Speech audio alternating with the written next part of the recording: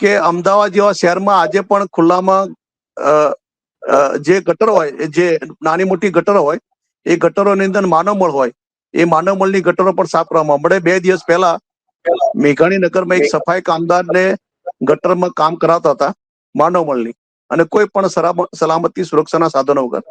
તો મેઘાણીનગર પોલીસ સ્ટેશનમાં વિકે દેસાઈ સાહેબને મારા અહીંથી ફોન કરવો પડ્યો. ત્યાંના સ્થાનિક વ્યક્તિએ અરજી આપી, અરજી પણ રિસીવ કરાઈ છે, પણ ત્યાં એફઆઈઆર દાખલ કરવામાં નથી આવી. એટલે આ પરિસ્થિતિ આજે પણ અમદાવાદમાં છે. બીજું કે બરોડાની અંદર પણ હમણે અણખોલ ગામની અંદર 2 કામદારો મરી ગયા છે. આપણે આ અમદાવાદમાં જોઈ રહ્યા છીએ.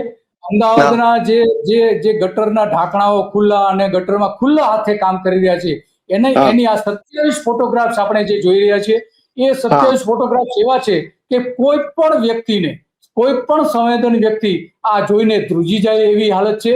માત્ર અહીંયા જ નહીં, આખા અમદાવાદમાં ઘણા બધા સ્થળોમાં પણ આ જ આવી હાલત છે. અને એ જ વાત આપણે પરસોત્તમભાઈ પણ કહી રહ્યા છે કે આવી હાલત એના સફાઈ કામદારોની છે. હાજી, તમે વડોદરાની વાત કરતા હતા. હા, વડોદરાની વાત કરતા હતા. એટલે બરોડાની અંદર, બરોડા જિલ્લાનું અણખોલ ગામ છે, ત્યાં કોન્ટ્રાક્ટર જયંતિ